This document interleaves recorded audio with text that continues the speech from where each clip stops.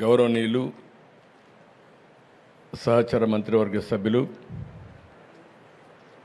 గౌరవ పార్లమెంట్ సభ్యులు, గౌరవ శాసనసభ్యులు, జిల్లా కలెక్టర్ గారు, జిల్లా అధికార యంత్రాంగం, ఈ కార్యక్రమానికి చేసినటువంటి రైతు సోదరి సోదరులందరికీ ఈ వరద గురించి మీ కష్టాలు చెప్పుకోవడానికి ఇక్కడికి వచ్చిన మిమ్మల్ని అందరికీ కూడా పేరు పేరున మనస్ఫూర్తిగా నా నమస్కారాలు, అభినందనలు, శుభాభినందనలు. నిన్నటి వరకు 10 రోజులు ఏదైతే కృష్ణా నదిలో ఎప్పుడూ ఊహించినటువంటి వరద రావడం, అదే సమయంలో బుడమేరులో గడచిన ప్రభుత్వం చేసిన తప్పిదాల వల్ల విజయవాడ అతలాకుతలమయ్యే పరిస్థితి వచ్చింది. 11,90,000 క్యూసెక్స్ నీళ్ళని ప్రకాశం బ్యారేజీ నుంచి డిశ్చార్జ్ చేయడానికి డిజైన్ చేశారు. ఇది ఇప్పుడు చేసిన ప్రాజెక్టు కాదు. 1854లో చేస్తే 1894 వరకు బ్రిటిష్ వాళ్ళు కట్టినట్టుంటాయి. ఆ ఆనకట్నే అక్కడనే ఉపయోగించుకున్నాం.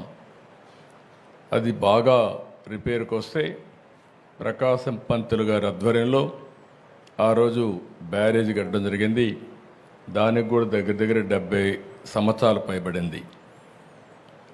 అయితే ఇక్కడ మనం గుర్తుపెట్టుకోవాల్సింది, ఈ బ్యారేజ్ వచ్చిన తర్వాత పైన చాలా ప్రాజెక్టులు వచ్చాయి. నాగార్ సాగర్ వచ్చింది, శ్రీశైలం వచ్చింది, ఇటీవల పులిచింతలు వచ్చింది, పైన జూరాలు వచ్చింది, ఆల్మట్టి వచ్చింది, ఇంకో పక్కన తుంగభద్ర వచ్చింది, అన్నీ వచ్చాయి. కానీ ఇన్ని ప్రాజెక్టులు వచ్చిన తర్వాత కూడా ఇంత పెద్ద ఎత్తున నీళ్లు వచ్చాయంటే ఈరోజు వాతావరణంలో వచ్చిన మార్పులే దీనికి కారణం. ఒక్క కృష్ణా జిల్లాలో దగ్గర 2 రోజుల్లో కోడూరు అనే మండలంలో 50 సెంటీమీటర్లు వర్షపాతం పడింది. అంటే సంవత్సరంలో ఎంత వర్షం పడుతుందో అంత వర్షం 2 రోజుల్లో పడింది. ఆ నీళ్ళని కిందికి పోవాల్సిన అవసరం ఉంది. అదే సమయంలో గడిచిన ప్రభుత్వం చేసిన తప్పిదాల వల్ల చాలా దుర్మార్గంగా ప్రవర్తించారు. బుడమేరుకు గండ్లు పడితే ఆ గండ్లు కూడా పోడ్చలేని పరిస్థితి. ఆ రోజు తెలుగుదేశం ప్రభుత్వం దగ్గర 57 కోట్ల రూపాయలు శాంక్షన్ చేసి ఆధునీకరణ కింద బుడమేరులో పనులు చేయాలని ఆ రోజు శాంక్షన్ చేస్తే రాజకీయ కారణాలతో దాన్ని క్యాన్సిల్ చేసే పరిస్థితికి వచ్చారు. అది క్యాన్సిల్ చేసి కనీసం వీళ్ళ తెలివితేటలుంటే వాళ్ళు సొంతంగానే పనిచేయాలి. ఆ పని కూడా చేయలేదు. దీనికి అదనంగా బుడమేరు మొత్తం ఆక్రమణకు గురి చేశారు. ఎవడికి దొరికింది వాడు అమ్ముకునే పరిస్థితికి వచ్చారు. తప్పుడు రిజిస్ట్రేషన్లు చేశారు, బిల్డింగ్లు కట్టారు. ఎక్కడికక్కడ నీళ్లు పోవలసిన బుడమేరుని ఇష్టానుసారంగా అక్రమ కట్టడాలకు నాంది పలికే పరిస్థితి వచ్చారు. ఒక పక్క ప్రకృతి ఓసారి మన పట్ల చిన్న చూపు చూసినప్పుడు ఇలాంటి వరదలు వస్తూ ఉంటాయి. అదే సమయంలో మనం కూడా కొన్ని వాతావరణంలో పెనుమార్పులు వచ్చే విధంగా మనం కూడా చేశాం. కాబట్టి ఇప్పుడు చూస్తామంటే ఎక్కడ చూసినా క్లౌడ్ బరస్టింగ్, అంటే ఆకాశంలో ఉండే మేఘాలు ఒకేసారి వర్షంగా మారిపోయి ఒకే ప్రాంతంలో కుంభవృష్టి వర్షం వచ్చే పరిస్థితి వస్తూ ఉంది. ఇవన్నీ వచ్చి మళ్ళా మనుషులు చేసే తప్పులు ఇప్పుడు ఇక్కడ చూసాం. ఎక్కడ చూసినా ఒక డ్రైన్ కూడా తవ్విన పాపాన పోలేదు, ఒక కాలువ తవ్విన పాపాన పోలేదు. ఇంకొక పక్క ఎక్కడ చూసినా తప్పుడు బిల్లులు వేసుకొని తినేసే పరిస్థితికి వచ్చారు. అన్ని పాపాలు, వీళ్ళు చేసిన పాపాలు మన పట్ల శాపాలుగా మారాయి. ఈరోజు మన అందరం కూడా ఇబ్బందుల్లో పడే పరిస్థితి వచ్చింది. నేను చాలాసార్లు మీకు ఒక మాట చెప్పాను. 5 సంవత్సరాల పరిపాలన ఒక దుర్మార్గమైన పరిపాలన. ఆ పరిపాలన యొక్క ఫలితాలు మీరు చూస్తే వ్యవస్థలో మొత్తం భ్రష్టు పట్టాయి. పనిచేసే వ్యక్తులు పనిచేయలేని పరిస్థితికి వచ్చారు. కడాని ఇవన్నిటి వల్ల ఇలాంటి విపత్తు వచ్చినప్పుడు నష్టపోయేది ప్రజలే నష్టపోయారు. అందుకని నాకు 10 రోజులు పట్టింది. మొదటి 2 రోజులు నేను అధికార యంత్రాంగాన్ని ముందుకు పోమన్నా పోయే పరిస్థితులు కూడా లేరు. అక్కడి నుంచి నేను అక్కడే ఉండి కడాన మీరు ఒకసారి చూస్తే బుడమేరులో దగ్గర 5 రోజులు రామానాయుడు అక్కడే ఉండి గండ్లు పూడ్చే పరిస్థితి వచ్చారు. ఆ గండ్లు పూడ్చారు కాబట్టి విజయవాడకు వచ్చే నీళ్లు ఆగే పరిస్థితి వచ్చింది. 2 మార్గాలు. ఒకటి, సిటీలో ఉండే నీరు బయట పంపించాలి, పైన వచ్చే నీరు ఆపాలి. పైన నీరు ఆపాలంటే గండ్లన్నీ పూడ్చాలి. గండ్లు పూడ్చాలంటే వాతావరణం సహకరించలేదు, వర్షాలు పడ్డాయి. ఆ గట్టంతా కూడా ఎక్కడికక్కడ దిగబడే పరిస్థితి ఉంది. దాంట్లో మళ్ళా ఒక లారీయో ఒక ట్రాక్టరో తీసుకపోతే లేకపోతే ఒక ప్రొక్లైన్ తీసుకపోతే అది కూడా కూరకపోయే పరిస్థితి వచ్చింది.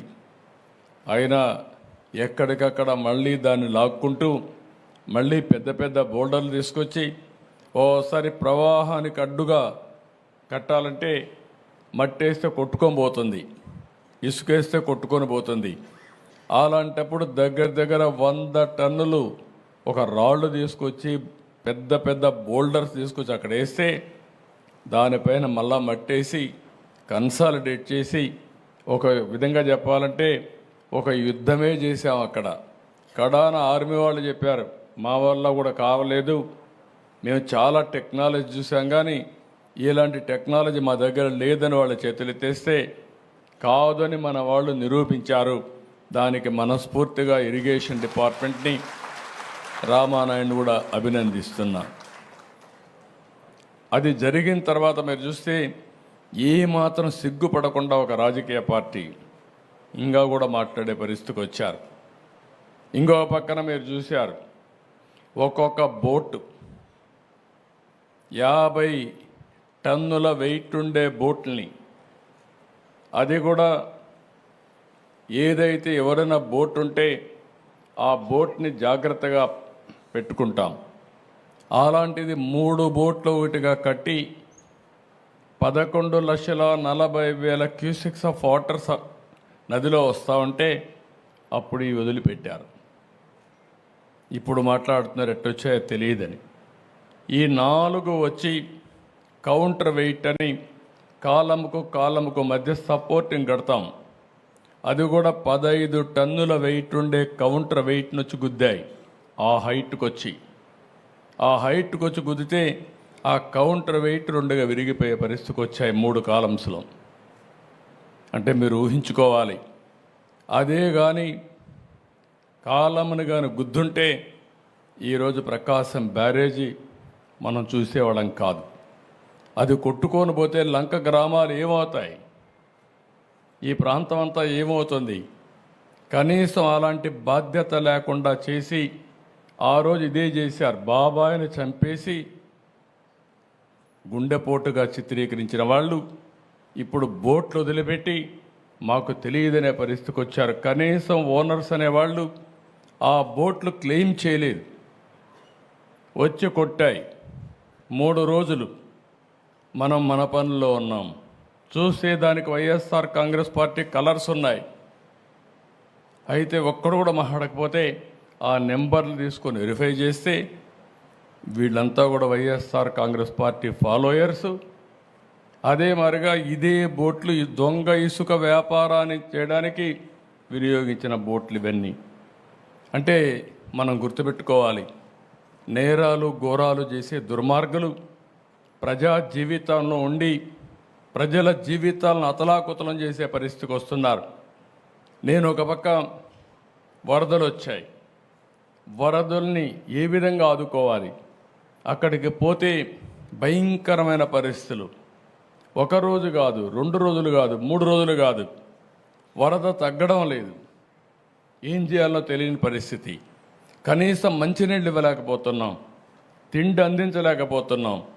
బోట్లు పంపిస్తే ఎన్డీఆర్ఎఫ్ లాంటి సంస్థ ముందుకు సాగలేక ఆ వెలాసిటీ ఆ ఫోర్స్ వల్ల వెనక్కి వచ్చే పరిస్థితి వస్తామని మేము కూడా కొట్టుకొని పోతామని హెలికాప్టర్లు పెట్టాం.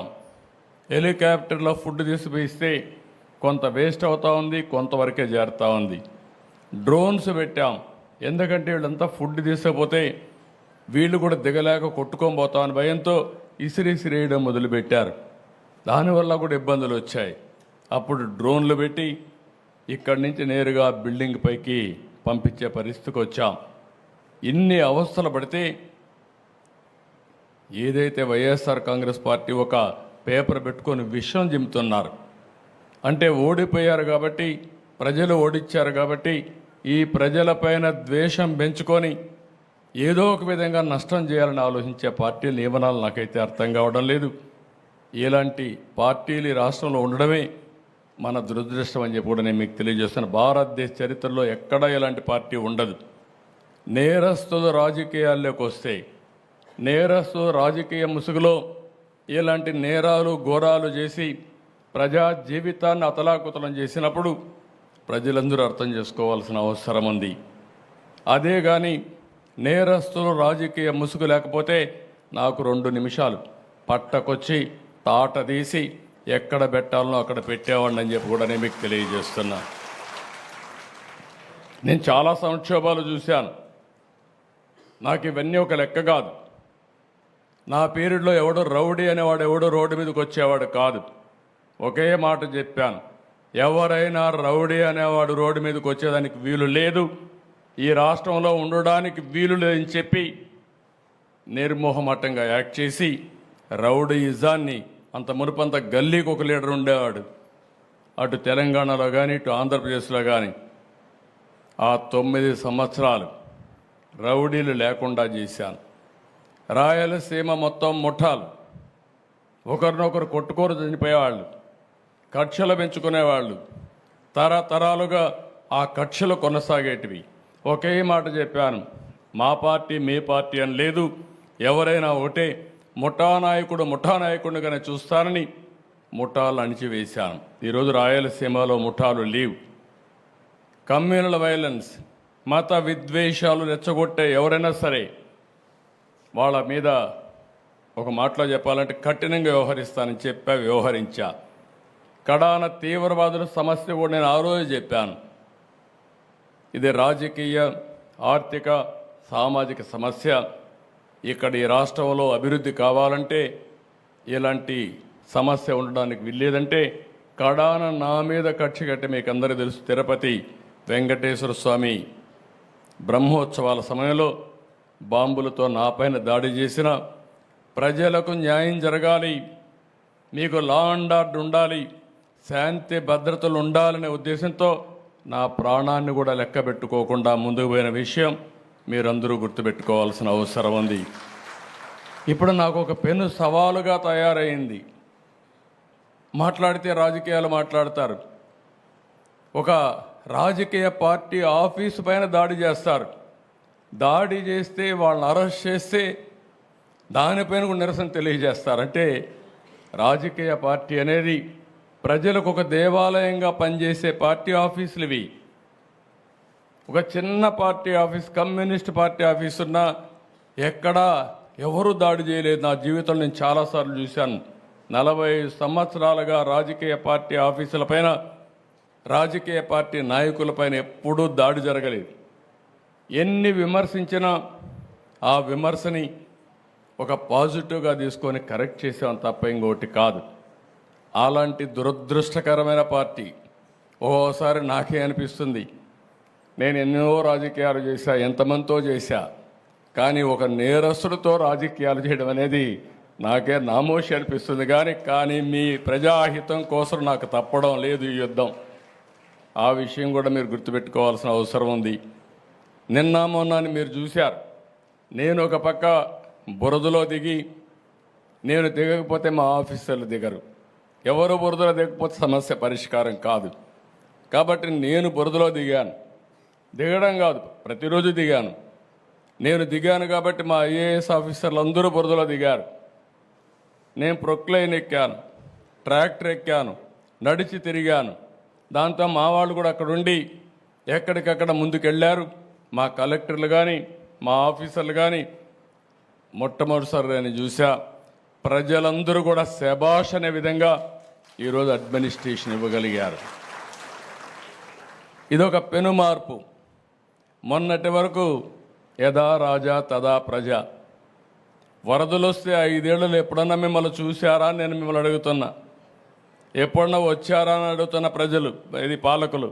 ఎప్పుడూ వచ్చిన వాళ్ళు కాదు. మేము వచ్చి విమర్శించినా పట్టించుకునే వాళ్ళు కాదు. కడాన నా దెబ్బకు ఎప్పుడు కూడా పరదాలు కట్టుకొని తిరిగిన వ్యక్తి బురదలోకి వచ్చే పరిస్థితికి వచ్చాడు. కనీసం ఆపరణ చేశాడు. ఒకరోజు తిరిగాడు, మళ్ళా పారిపోయాడు. అంటే వీళ్ళు రాజకీయాలు మాట్లాడుతున్నారు. ప్రజాసేవ కోసం వచ్చిన వ్యక్తులు ఏ వ్యక్తి అయినా సరే ఒక పద్ధతి ఉంటుంది, ఒక ప్రొసీజర్ ఉంటుంది. ప్రజలు కష్టాల్లో ఉన్నప్పుడు అండగా ఉండి వాళ్ళ ప్రాణాలు కాపాడడం కానీ, వాళ్ళ ఆస్తులకు నష్టం జరగకుండా చేయడం కానీ, ఒకవేళ నష్టం జరిగితే నష్టపరిహారం ఇవ్వడం కానీ, ఇవి నిరంతరం చేయాల్సిన అవసరం ఉంది. నేను తిత్లీ తుఫాను వచ్చింది, ఎకరా వరి పంటకు 20,000 ఇచ్చాను. వీళ్ళు పాలనకు వచ్చిన తర్వాత ఖర్చులు పెరిగాయి తప్ప ఖర్చులు తగ్గలేదు. అలాంటిది ఎకరాకి ఇచ్చే డబ్బులు 16,000 చేసే పరిస్థితికి వచ్చారు. మళ్ళీ నిన్న మొన్న దిగిపోయేటప్పుడు 1,000 రూపాయలు పెంచారు. నేను ఒకటే ఆలోచించాను, వరి పంట వేసిన రైతులు దగ్గర 70 రోజులు 80 రోజుల తర్వాత పంట పోతే, చేతికొచ్చే సమయంలో పంట పోతే అప్పులు మిగులుతున్నాయి. అందుకే మళ్ళీ ఆలోచించాను, ఇది కరెక్ట్ కాదనే ఉద్దేశంతో 17,000 రూపాయలని 25,000 రూపాయలు హెక్టార్కి ఇస్తాను, ఎకరాకు 10,000 రూపాయలు ఇవ్వడానికి నిర్ణయం చేశాం. ఇది కూడా తక్కువే. నా దగ్గర డబ్బులు లేవు, ఖాళీ ఖజానా. రోజు వారిగా ఏం చేయాలని అర్థం కాని పరిస్థితి. మొత్తం ఏది పనిచేయలేని పరిస్థితి. మీరు చూస్తే అభివృద్ధి ఆగిపోయింది, ఆదాయం పడిపోయింది. అప్పులోళ్ళు ఎవ్రీడే తిరుగుతున్నారు. 1,00,000 కోట్ల రూపాయలు అప్పు ఇవ్వాలి, ఇంకో పక్క 10 లక్షల కోట్ల రూపాయలకి వడ్డీ అసలు కట్టాలి. అంటే మనం సంపాదించే సంపాదన వడ్డీకి కూడా చాలని పరిస్థితి తీసుకొచ్చేశారు. ఒక పక్క దీన్ని రీషెడ్యూల్ చేసుకుని, కానీ ఒక్క మంచి పని చేశారు మీరంతా. మొన్న అందరూ కలిసి ఇలాంటి వ్యవస్థ మాకొద్దు, అందుకే ఎన్డీఏ ప్రభుత్వానికి 3 పార్టీలకి బ్రహ్మరథం పట్టారు, అన్ని సీట్లు గెలిపించారు. 93% స్ట్రైకింగ్ రేట్. అంటే నిలబడిన అభ్యర్థులు 93% గెలిపించారు. 11 సీట్లే ఎమ్మెల్యేలుగా వాళ్ళకి ఇచ్చే పరిస్థితికి వచ్చారు. దీనివల్ల ఒక ఆక్సిజన్ ఇచ్చినట్టు అయింది. వెంటిలేటర్ పైన ఉండే రాష్ట్రానికి ఒక ఆక్సిజన్ మీరే ఇచ్చారు. 2019లో మీరే నిర్ణయం చేశారు, దానివల్ల ఈ ఇబ్బందులు తెచ్చుకున్నాం. కానీ 2024లో మీరు ఇచ్చినటువంటి 21 మంది ఎంపీలు ఢిల్లీలో కూడా ఉపయోగపడ్డాయి.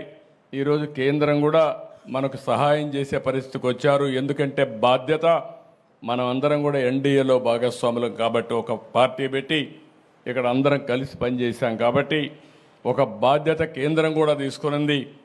అందరం కలిసి పనిచేస్తున్నాం. కానీ ఈరోజు మీరు చూసినప్పుడు, ఇక్కడికి వచ్చినప్పుడు నేను ఎందుకు ఈ విషయాలు మీకు చెప్తున్నానంటే, నేను ఎప్పుడూ రాజకీయాలు మాట్లాడేవాడిని కాదు. ఇది రాజకీయ పరిపాలన, పొలిటికల్ గవర్నెన్స్. మీరేసింది ఓట్లు ఎన్డీఏ గవర్నమెంట్కి వేశారు. ఎన్డీఏ నన్ను ముఖ్యమంత్రిగా ఎన్నుకున్నారు, ఎమ్మెల్యేలందరూ కలిసి ఎన్నుకున్నప్పుడు మేము ఏదైతే మీకు హామీ ఇచ్చామో ఆ హామీలు నెరవేర్చి మీ జీవితాలకు మళ్ళీ వెలుగు తీసుకొచ్చే బాధ్యత మేము తీసుకోవాల్సిన అవసరం ఉందని చెప్పి కూడా నేను మీకు తెలియజేస్తున్నా. అందుకని నేను ఈరోజు వచ్చినప్పుడు ఎప్పుడు కూడా, ఈరోజు 2 జిల్లాలు 3 జిల్లాలు అయింది, పశ్చిమ గోదావరి జిల్లా. అయితే గోదావరి జిల్లాలు ఎప్పుడూ తెలుగుదేశం పార్టీకి అండగా నిలబడ్డాయి. ఈసారి ఎన్డీఏ కూడా అదేవిధంగా అండగా నిలబడి మీరు సహకరించారు. ఇప్పుడే కలెక్టర్ గారు కొన్ని ఇక్కడ ప్రజెంటేషన్ చేశారు, కొన్ని విషయాలు చెప్పారు. ఇవన్నీ కూడా నేను చూశాను. నేను ఒకటే మీ అందరికీ హామీ ఇస్తున్నా, ప్రతి ఒక్క వ్యక్తికి న్యాయం చేయడం కోసం మేము ఉంటాం, కాలక్షేపం చెయ్యం. 17వ తారీఖు లోపల వ్యవసాయంలో నష్టం జరిగినా, పశువులు ఏమైనా చనిపోయినా, ఇంకో పక్కన హార్టికల్చర్లో దెబ్బతిన్నా, ఇండ్లు ఏదైనా నష్టపోయినా, లేకపోతే మీకు ఏ నష్టపరిహారం జరిగినా నామ్స్ ఉన్నాయి. అవన్నీ కూడా రివైజ్ చేసి నేను పంపిస్తాను. వరికి మాత్రం 10,000 రూపాయలు ఎకరాకి ఇవ్వడం ఈరోజు ఇక్కడికి వచ్చాక నిర్ణయం చేసుకున్నాను. ఎక్కువ నష్టపోయింది రైతులే నష్టపోయారు, అది కూడా ఇస్తా. అది కాకుండా ఈ జిల్లాలో ఇప్పుడే కాదు, తమ్మిలేరు, ఇంకొక పక్కన ఎర్ర కాలువ, ఈ రెండు ఎప్పుడు మనకి ఇబ్బంది కలిగిస్తున్నాయి. అదే మరిగా ఉప్పిటేరైతే ఎప్పటి నుంచో కోరుకుంది రెగ్యులేటర్ కూడా కట్టాలని. దానికి కూడా మనం సీరియస్గా ఆలోచించుకొని తప్పకుండా ఇక్కడే రామానాయుడు గారు ఉన్నారు మంత్రిగా. ఇప్పుడు ఉప్పిటేరు కూడా ఆయన మంత్రి కాబట్టి, ఇరిగేషన్ మంత్రి ఆయన కాబట్టి, డ్రైనేజ్ కూడా ఆయన చూస్తాడు కాబట్టి దాన్ని సాధ్యాలన్నీ చూసుకొని, ఇప్పుడు ఇంకొక పక్కన కూడా మనందరికీ ఒక ప్రాబ్లం కూడా ఉంది. ఈ ప్రాంతంలో మనం గుర్తుపెట్టుకోవాలి. ఒకప్పుడు మీరు చూస్తే పోలవరం ప్రాజెక్టు పూర్తయి ఉంటే రాష్ట్రంలో చాలా వరకు సుభిక్షంగా ఉండడానికి అవకాశం వచ్చేది. పోలవరం రాష్ట్రానికి ఒక వరం. పోలవరం పూర్తయి నదులు అనుసంధానం చేస్తే ఈ రాష్ట్రంలో కరువు అనే మాట ఉండదు. కానీ ఆ పోలవరాన్ని కూడా ముంచేశాడు దుర్మార్గుడు. చాలా కష్టపడి నేనైతే సోమవారం పోలవరంగా చేసుకొని ప్రతి సోమవారం రివ్యూ చేసి 72 సార్లు 75 సార్లు రివ్యూ చేసి 28 సార్లు ప్రత్యక్షంగా వచ్చి నేరుగా పనులన్నీ చేపట్టాను. 72% పనులు పూర్తయినాయి. అదే తెలుగుదేశం పార్టీ అధికారంలో కొనసాగి ఉండుంటే 2021కి పోలవరాన్ని జాతికి రైతులకు అంకితం చేసేవాళ్ళం. అలాంటిది డిలే అయిపోయింది. డయాఫామ్ వాల్ గోదావరిలో కలిపేశాడు. ఇంకో పక్కన పనులన్నీ ఆగిపోయినాయి. ఏదేమైనా పోలవరాన్ని పూర్తి చేసే బాధ్యత నేను ముఖ్యమంత్రి అవుతానని ఢిల్లీకి వెళ్ళి ఢిల్లీ పెద్దల్ని మెప్పించి 12,000 కోట్ల రూపాయలు శాంక్షన్ చేయించి, ఇప్పుడు మొన్నే మీరు చూస్తే బడ్జెట్లో కూడా పెట్టి, క్యాబినెట్లో కూడా పెట్టి డబ్బులు ఇచ్చారు. తొందరలోనే పోలవరం పనులు మళ్ళీ ట్రాక్లో పెడతాం, పూర్తి అవుతుంది.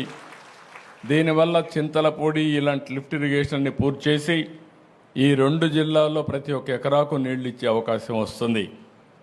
ఇంకొక విషయం కూడా మీరు గుర్తుపెట్టుకోవాల్సింది, మనకెప్పుడు వరదలు వస్తాయి, తుఫాన్లు ఉంటాయి. కానీ ఇలాంటి తుఫాన్లు వచ్చినప్పుడు, వరదలు వచ్చినప్పుడు జాగ్రత్తగా ఉండడం మనందరి బాధ్యత. డ్రైన్స్ అన్నీ ప్రాపర్గా ఉండాలి. ఎక్కడ వర్షం పడినా దాన్ని పర్యవేక్షించే వ్యవస్థ సక్రమంగా ఉండాలి. ఇప్పుడు డ్రోన్స్ వచ్చాయి. ఇప్పుడే ఒక చిన్న ఎగ్జాంపుల్ చూపించారు. ఎవరైనా వాటర్లో చిక్కుంటే ఒకప్పుడు నేరుగా హెలికాప్టర్ పంపించి తెప్పించేవాళ్ళం, తీసుకొచ్చేవాళ్ళం, వాళ్ళని రక్షించేవాళ్ళం.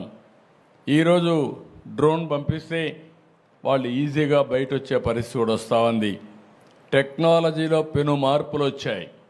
ఆ మార్పులు కూడా ఉపయోగించుకుంటాం.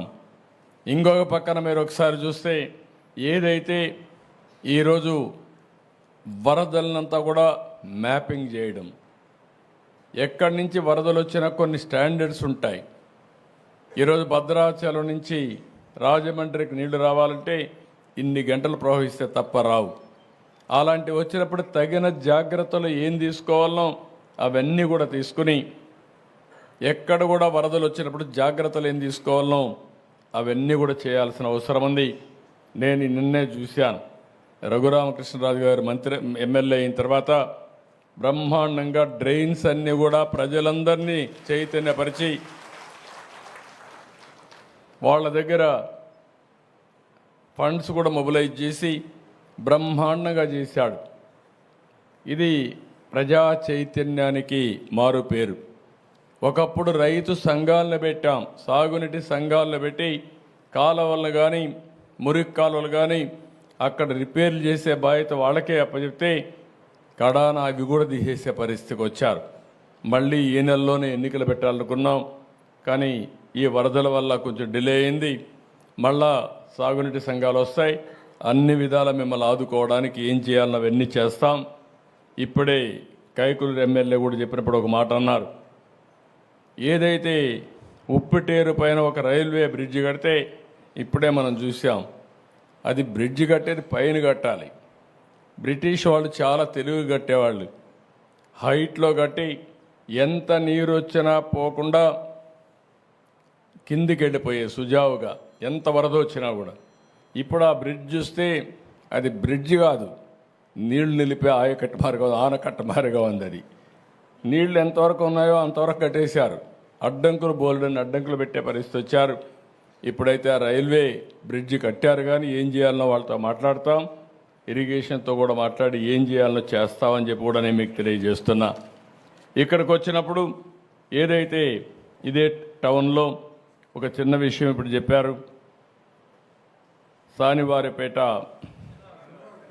శనివారిపేటలో ఏలూరు టౌన్లో 15 కోట్లతో ఒక బ్రిడ్జి కడితే దానివల్ల చాలా వరకు ఉపయోగపడుతుందని ఇప్పుడే ఎమ్మెల్యే గారు రిప్రజెంట్ చేశాడు. నేనే చూశాను. అక్కడ తమ్మిలేరు పైన శనివారిపేటలో ఈ కాజువే కావాలని చెప్పి అడిగారు. తప్పకుండా వర్క్ శాంక్షన్ చేస్తున్నాం. ఇమీడియట్గా పని కూడా ప్రారంభించమని కలెక్టర్ గారికి ఆదేశాలు ఇస్తున్నా. అది కూడా చేస్తామని చెప్పి కూడా నేను మీకు తెలియజేస్తున్నాను. బ్రిడ్జ్ కానీ కనెక్టింగ్ రోడ్స్ కానీ అవన్నీ చేస్తాం. ఇప్పుడే ఒక రైతు పెదపాడులో లోయర్ డ్రైన్ ఒకటి రిపేర్ చేస్తే 200 ఎకరాలు ముంపుకు గురైంది. ఇలాంటివన్నీ పోతాయన్నారు. తప్పకుండా అది చేయమంటాను. అదే కాదు, పూర్తిగా డ్రైన్స్ అన్నీ రిపేర్ చేయించి ఎక్కడా పొలాల్లోకి నీళ్లు రాకుండా కాలువలన్నీ కూడా సక్రమంగా రిపేర్లు చేయించి మళ్ళీ చివరి భూములకు నీళ్లు అందే విధంగా ఏమేం చేయాలన్నా అవన్నీ చేద్దాం. నేను మిమ్మల్ని అందరినీ ఒకటే కోరుతున్నాను. ఇంకా 2 మీటింగ్స్ ఉన్నాయి కాబట్టి అక్కడ కూడా వెళ్ళాలి. ఏదేమైనా మీ కష్టాలన్నీ చూశాను. ప్రతి ఒక్కరికి న్యాయం చేసే బాధ్యత ఈ ప్రభుత్వం తీసుకుంటామని మరొక్కసారి మీ అందరికీ హామీ ఇస్తున్నా. ఎక్కడికక్కడ ఎన్యూమరేషన్ పూర్తి చేశాం. అదే సమయంలో అవన్నీ కూడా ట్రాన్స్పరెంట్గా జవాబుదారీతనంతో ప్రతి ఒక్క రిక్వెస్ట్ని, ప్రతి ఒక్క నష్టాన్ని పూర్తిగా మిమ్మల్ని ఆదుకునే విధంగా ఏమేం చేయాలని అవన్నీ చేస్తాం. నేను ఎప్పుడు కూడా పరిపాలనలో మీరు ఒకటే గుర్తుపెట్టుకోవాలి, రాజకీయాలకు అతీతంగా పరిపాలన చేస్తాం. అదే సమయంలో రాజకీయ పరిపాలన ఉంటుంది. ఈరోజు ఒక ముఖ్యమంత్రిగా నన్ను ఎవరు మాట్లాడినా తెలుగుదేశం పార్టీ అధ్యక్షుడిగా ముఖ్యమంత్రి అయ్యారని చెప్తారు తప్ప ఇంకోటి కాదు. ఈరోజు ఎన్డీఏ పరిపాలన ఒక సుపరిపాలన ఇవ్వాలనే కంకణంతో మేము ముందుకు పోతున్నాం. నేను కానీ మా మిత్రుడు పవన్ కళ్యాణ్ గారు కానీ బీజేపీ కానీ అందరం కలిసి సమిష్టిగా ఏం చేయాలో చేస్తామని చెప్పి కూడా నేను మీకు తెలియజేస్తున్నా. ఇంకొక పక్క 170 మంది కౌలు రైతులు ఉన్నారు. ఈరోజు పెట్టుబడి పెట్టింది కౌలు రైతు పెట్టాడు. కౌలు రైతు పెట్టుబడి పెట్టి రైతుకు కూడా డబ్బులు ఇచ్చి తద్వారా ముందుకు పోయే పరిస్థితిలో నష్టపరిహారం మళ్ళీ ఆయనకి ఇవ్వకపోతే చాలా అన్యాయంగా ఉంటుంది. మొన్నే మేము క్యాబినెట్లో అన్ని విషయాలు ఆలోచించాం. ఇప్పుడిచ్చే నష్టపరిహారం ఇన్పుట్ సబ్సిడీ నేరుగా కౌలు రైతుకే ఇమ్మని చెప్పి ఆదేశాలు ఇస్తున్నా. దానికి కూడా శ్రీకారం చుడతాం. అది కూడా చేస్తామని చెప్పి నేను మీకు తెలియజేసుకుంటూ మరొకసారి మీ అందరినీ ఒకసారి నేరుగా కలిసి ఒక భరోసా ఇవ్వడం, మళ్ళీ మీ అందరిలో ఒక చైతన్యం తీసుకురావడం, భవిష్యత్తులో కూడా వరదని కానీ తుఫాను కానీ సమర్థవంతంగా ఎదుర్కోవాలంటే ఏం చేయాలో అవన్నీ చేద్దాం. మిగిలిన కార్యక్రమాలు నేను ఎప్పటికప్పుడు ఏం చేయాలో మీ అందరితో మాట్లాడుతూనే ఉంటాను. నేను మిమ్మల్ని ఒకటే కోరుతున్నా, గెలిపించాం కాబట్టి మా పని అయిపోయిందని ఇంటికాడ కూర్చుంటే ఈ దుర్మార్గులతో పోరాడాలన్నా మాకు కూడా కొన్ని సమస్యలు ఉంటాయి. గెలిపించిన తర్వాత ఈ ప్రభుత్వాన్ని నడిపించే బాధ్యత కూడా మీదేనని మరొక్కసారి మీ అందరికీ విజ్ఞప్తి చేస్తున్నా. అనునిత్యం మీకోసం పనిచేస్తాం, రాత్రింబగుళ్ళో పనిచేస్తాం, మీ కష్టాలు తీరుస్తాం. మీ భవిష్యత్తులో ఒక మంచి జీవితాలు ఉండే విధంగా ఏం చేయాలనో చేసే విధంగా కూడా ముందుకు పోతాం. మేము చేసే పని మీకోసం చేస్తున్నాం. నేను అందుకే నిన్న కూడా చెప్పాను, ఆ రోజు ఈరోజు ఎప్పుడు నేను మీకోసమే పనిచేస్తున్నాను. నేను పనిచేసినప్పుడు మీరంతా కూడా ఎంతో అభిమానంతో మమ్మల్ని ఆదరించే పరిస్థితికి వచ్చారు. ఇప్పుడుండే మా వేదిక పైన ప్రతి ఒక్కరు కూడా మీరు చూశారు. నిన్న మా పార్థసారథి గారు అయితే నూజివీడు ఎమ్మెల్యేగా మంత్రిగా ఉండి అక్కడ పనిచేస్తూనే విజయవాడలో రాత్రింబగుళ్ళు వచ్చి కష్టపడ్డాడు. ఎవరి శక్తి ఎంతుంటే అంత కష్టపడ్డాం, ఇంకా కష్టపడుతున్నాం. 5 ఏళ్ళు కాదు, మీ జీవితాల్లో వెలుగు వచ్చే వరకు, మీ కష్టాలు తీర్చే వరకు మీకు అండగా ఉండడం మా బాధ్యత. అది చేస్తామని మరొక్కసారి మీ అందరికీ హామీ ఇస్తూ ఎల్లప్పుడూ మీ ఆశీస్సులు కోరుకుంటూ అందరికీ నమస్కారాలు.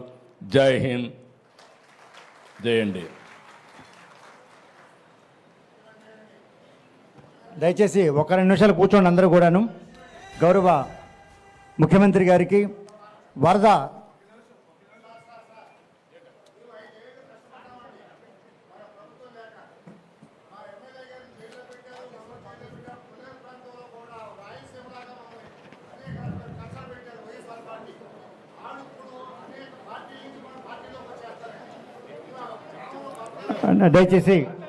దయచేసి తర్వాత మాట్లాడదామండి. ఇప్పుడు మన సిఆర్రెడ్డి విద్యా సంస్థల తరపున అల్లూరి ఇంద్ర కుమార్ గారు, అలాగే డాక్టర్ ఎంబీబీఎస్ ప్రసాద్ గారు, డాక్టర్ కేఏ రామరాజు గారు, వీరందరూ కూడా ఒకరోజు వేతనం వరద బాధితులకి 20 లక్షల రూపాయల చెక్కుని అందజేస్తూ ఉన్నారు. అలాగే చింతమనేని ప్రభాకర్ గారు, అదేవిధంగా ఏలూరు మన గౌరవ శాసనసభ్యులు శ్రీ బడేటి రాధాకృష్ణయ్య గారు, వారు ఆధ్వర్యంలో సిఆర్డి కాలేజీ సంస్థల తరపున 20 లక్షల రూపాయలు ఒకరోజు వేతనాన్ని అందజేస్తున్నారు. తర్వాత వి రిక్వెస్ట్ సార్, తొందరగా మిగతా వాళ్ళకి అవకాశం ఇవ్వండి సార్. ఏలూరు ఎమ్మెల్యే శ్రీ బడేటి రాధాకృష్ణయ్య గారు, చంటి గారి ఆధ్వర్యంలో మరి ఫిషరీస్ అండ్ వెజిటబుల్ వర్తక సంఘం వారు 12,50,000 రూపాయలు, అదేవిధంగా టౌన్ హాల్ తరపున 10 లక్షలు, దాదాపు 22,50,000 రూపాయలు బడేటి రాధాకృష్ణయ్య గారి ఆధ్వర్యంలో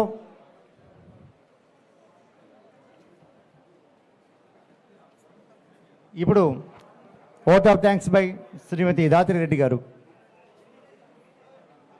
అందరికీ నమస్కారం.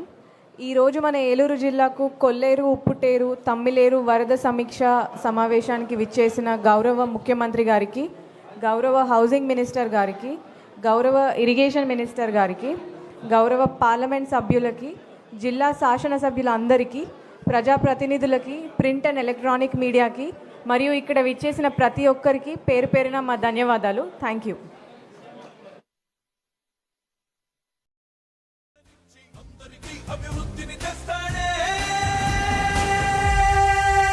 చంద్రబాబు నాయుడే ఒకే ఒక్క నాయకుడే, గడ్డం గట్టెక్కించే నాయకుడిప్పుడు ఒకడే ఒకడే ఒకడే, జాతికి ప్రగతిని తెచ్చే పాలకుడిప్పుడు అతడే అతడే అతడే.